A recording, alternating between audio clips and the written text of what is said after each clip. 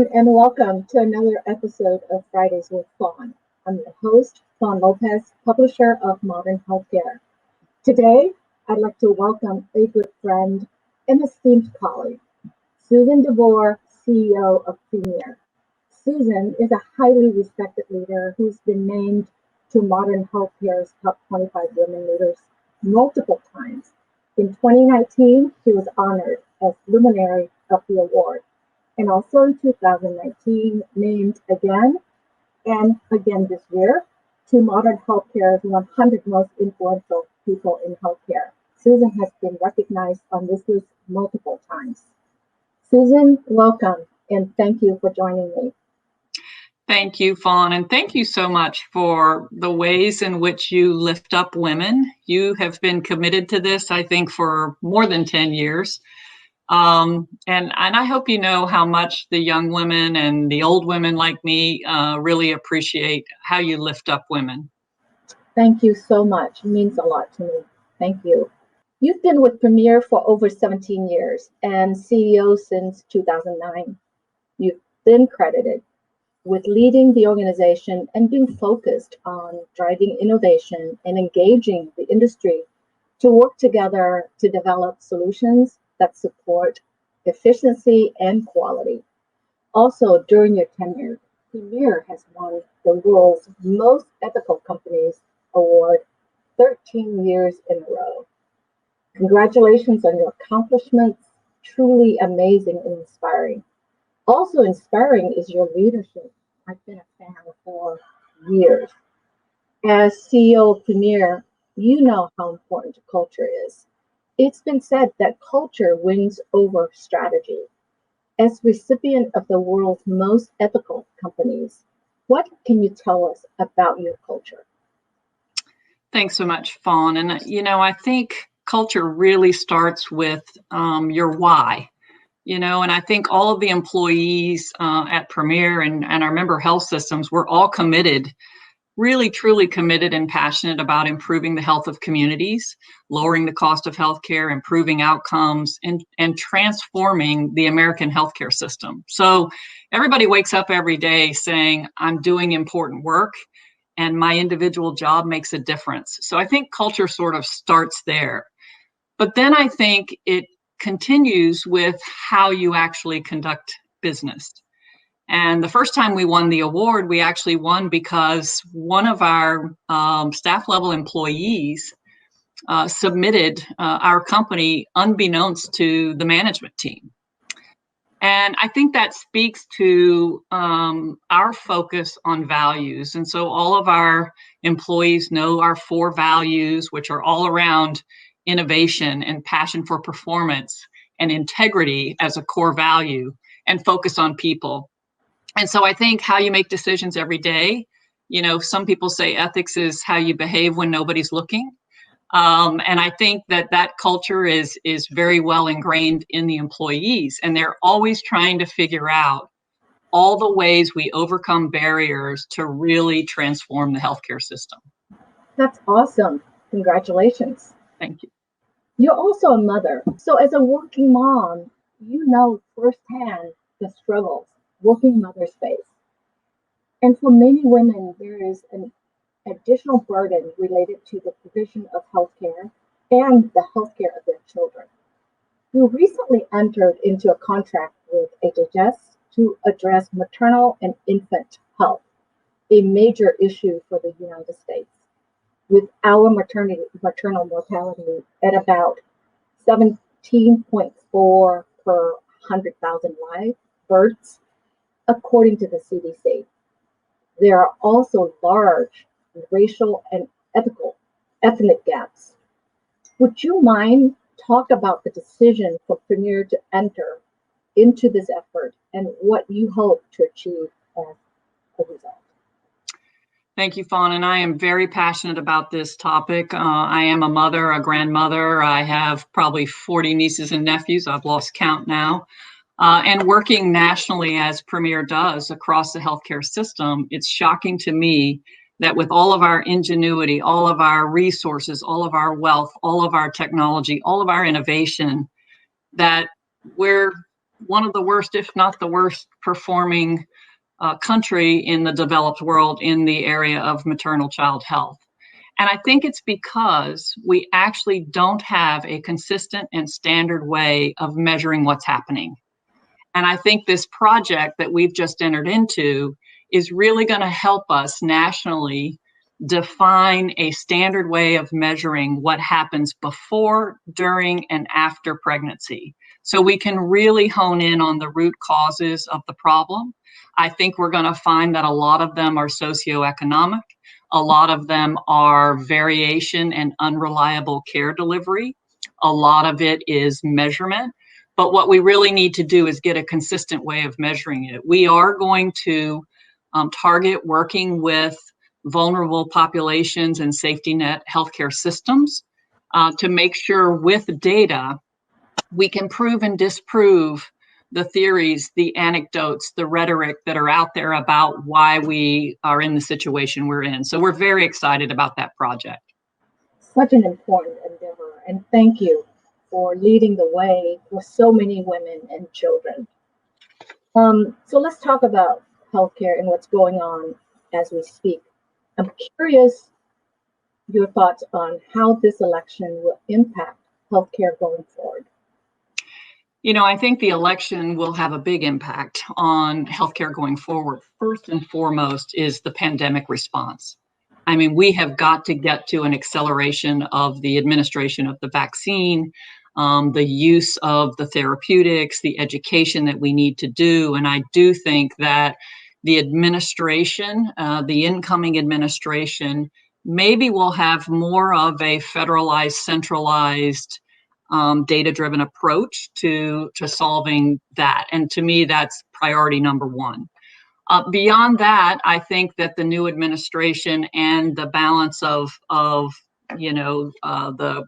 Congress, the Senate, the House of Representatives is such that we will be able to aggressively get back to the work of moving to value-based care, helping providers assume risks, improving quality measurement, improving population health, and really putting back on the front burner those initiatives to really make healthcare costs more predictable, lower those costs, and improve health outcomes. So we're pretty excited about the plan going forward. And as are we, and we just got a lot to do, right? A lot to do. Ahead of us. So it's been a very an unprecedented year. I try not to use that word, but it's hard to describe the year any other way. What do you see ahead? You know, in the coming year, we see a lot of things. One, as a result of the learnings from the pandemic, I think there will be a lot of activities around supply chain resiliency. And Premier has played a critical role, as you know, in really helping healthcare systems deal with the challenges. We are making investments in domestic companies for the production of PPE. We will continue to make investments in those areas in the supply chain that are a risk. So I think that whole area of supply chain resiliency will be a high priority for 2021. I think value-based care. I think maternal child healthcare improvement. I think the opioid problem and the mental health problems are also very critical and very much increased from where they were even a year ago. And so as I think about 2021 and I think about Premier and all of our data and our insights and the footprint we have, that's the important work that we all need to be doing. Yeah, and you have a large footprint, and thank you for all that you do. Thank you. So now that we're nearly a year into the pandemic, hard to believe, right? Do you believe that we've had enough information? You talked about data to understand the current scope of the impact of the pandemic, and how are you adapting contingency plans to prepare should a similar crisis occur in the future? And we all think that is in the future. Well, this has been a big test case, and we probably haven't gotten a great grade collectively as a country, nor has the world. but I think it has shown us the areas that we need to make investments. I mean, we are paying now for the lack of IT infrastructure and investment in public health at the CDC, at HHS generally. And I think a lot of private sector companies like ours have real-time artificial intelligence, natural language processing, technologies that can actually surveil populations and can actually test what is working and what isn't working in real time. We just need to harness all of that stuff. And so I think there is a lot more to do. It's going to take investment in technology and analytics. It's going to take investment and support from the federal and state governments in making the supply chain resiliency stronger. But I don't think this is the last pandemic. I don't think this is the last epidemic. I don't even think this is the last strain of this current virus. And so I think it's imperative that we make those investments. And we also need to share more, right? We need to work together. Well, and I think that's a really important point, because Premier was built on this foundation of collaboration, healthcare systems sharing best practices, us sharing data, analytics, the findings, what works, what doesn't work. I think with the pandemic, it was really the first time, and we organized a coalition of manufacturers, distributors, providers, federal government agencies to work together. And I think that did accelerate our response to the pandemic. I think we're going to need to be able to mobilize those kinds of coalitions very quickly to deal with national emergencies. Yep, definitely. So we're near the end of our conversation, and I think our audience would love to know a little more about your leadership style. Is there a certain personality trait that you feel has helped you more than others during your career, and specifically as a leader? You know, Fawn, there's a couple. The first one I would say is just living in the moment. That helps me in my professional career. It also helps me in my personal life, where I have a philosophy that if I'm on a call with Fawn, or if I'm in a meeting with an investor, or if I'm talking to employees, or I'm spending time with my kids, I am living in that moment, and I am giving it everything I've got in that moment. And I've always sort of lived by that. But I also think that, and I've talked about this before in some of your sessions, I have this theory. It's not my theory. I heard it actually from a former CEO of Disney who had this box theory. And he basically said, people like to put you in the box you're in and say that you only know how to do the thing that you happen to be doing right now. I'm a lifelong learner, and I have this belief, and I agree with him, that we need to break out and be willing to break out of whatever box we're in to take the next box. And if you're always learning, you're always growing, you know, business is largely the same across multiple industries, across multiple sectors within an industry. And so to me, it's jump off the cliff, take the risk, learn, grow, try something new. And I guess those two things would be sort of how I've lived my personal and professional life. Yes, living in the moment is tough, right? Because we have so many things that we're dealing with. But that's such a sage, important advice, and incredibly important traits. Well, and I think partly how it manifests itself. If you live in the moment, you take advantage of all the small moments. So if I'm traveling with a young employee and I'm living in the moment, I have an opportunity to mentor, to help, to guide, to answer questions, whatever. And so I think it helps in big ways, but I also think it helps in very small ways. So important. One final question. Is there anyone who you credit with helping you get to where you are today? Will you share the story? So it's a great question. And you know, as I grew up in the consulting industry when there were big six, accounting and consulting firms, and it was very much a male-dominated industry. And so I didn't have a lot of female role models or mentors. But I did have a boss for about 12 years named Terry Lynn. And what was really unique about Terry is from day one, he took me to meetings. He challenged me to think. He made me write the answers. He made me make the presentations. He made me answer the questions. And I got to observe him and observe the way he interacted with different people at different levels within organizations. And so he forced me to think. He forced me to speak up. He allowed me to be an equal participant, but mostly he just believed in me.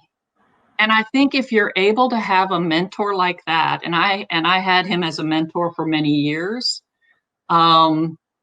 you learn a lot. You figure out how to navigate a lot of different environments. And I had other mentors. I happen to believe that people on the front lines actually know everything. And I learn a lot from people who actually deal every day with all the realities of healthcare and of, the needs of our healthcare systems. And so I think mentors are everywhere. I think mentors and ideas are everywhere. They're in movies, they're in songs, they're in books, they're in people.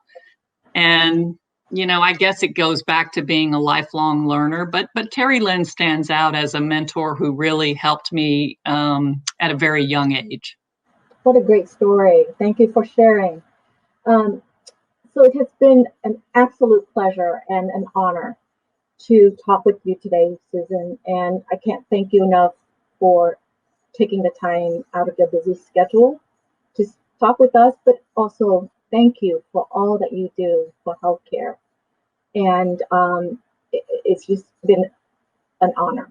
Thank you. Well, thank you, Fawn, and thank you for all you do for healthcare and all you do to advance women and diversity and minorities. I think you are a shining star in terms of all of those efforts, and I think we have a long way to go. So more power to you as you keep going.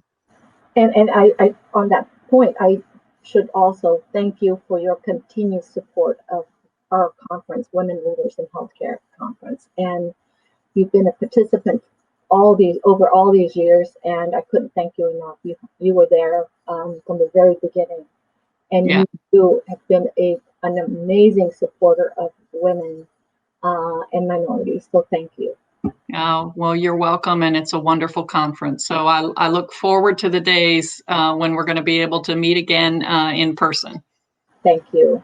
Thank you, everyone, for watching and keeping your eye out for 2021 Top 25 Women Leaders in Healthcare list, which will be published in February.